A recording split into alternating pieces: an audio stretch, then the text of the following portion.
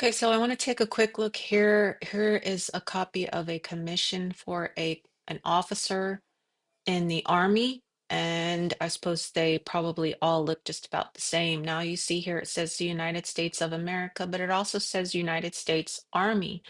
Okay, so the United States of America still exists. It's the Confederated States joined together, and they created an agency, United States.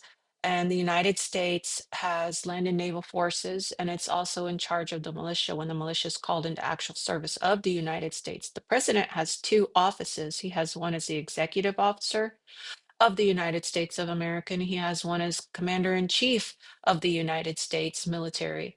So we have two places here. We have the Confederated States, which still exist. They never went away. Some states said to have ceded from the Confederation. I don't know if that's still good or not, but that's, the history. And then they kicked the military out of their state, all the military posts out of their state, but then the military came back in and took back over. That was basically illegal and unconstitutional, in my opinion. If the states want to leave the Confederation, they should be allowed to. The whole idea of slavery, I think owning people is wrong. I just want to set that out there. I don't think people should ever be considered property. But at any rate, the first oaths that the officers and enlisted people took in the oldest books, military books that I can find, said that they were loyal to the United States of America. So they were loyal to all the states. Being a national military, that makes complete 100% sense that if you're a national military, you would be loyal to all the states, not just like the militia, where you're loyal only to the state where you're in, unless you're called to service, to actual service of the United States. And then we get to the service part. The service part of the oath says you're loyal to the United States of America, but you're in service to the United States. So you're a loyal American, being part of the national military or the militia when called into actual service of the United States. You're loyal to America, but you're in service to the United States under the president acting as commander in chief. Okay, so this is a copy of a commission. I just found it on Google. You can search if you want. My search words were, what does an army commission look like?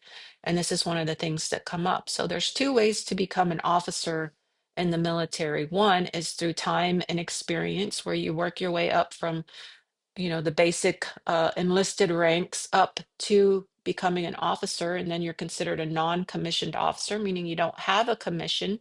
You worked your way up, and then you have commissioned officer, in which case these days you have to have a bachelor's degree, you have to be accepted into officer candidate school, and then you have to get further education, you have to train for your particular MOS, your military occupational uh, job that you're going to have.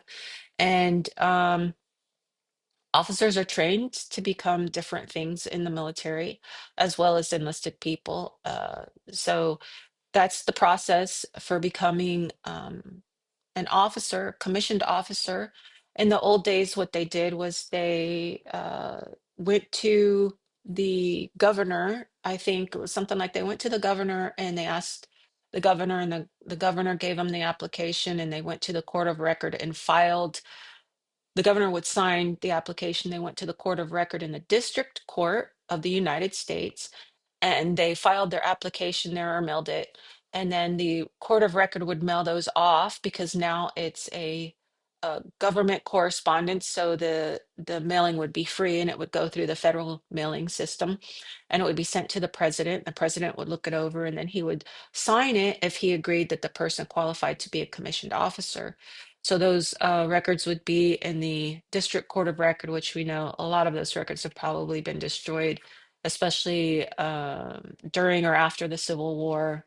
So just a little history on commissioned officer. Again, these are, once they're in service to the United States, they become citizens of the United States. For certain things, they become property of the United States. They're given their arms and their uniforms, and they're given their proper training, and at least they used to be given housing on a federal military post, and they were allowed to be seen in the medical facilities there on post, and Then they did their job there, and they basically just stayed there. They were like islands in the States. These federal military posts were like islands in the States, which we can read that in the Eisenhower reports.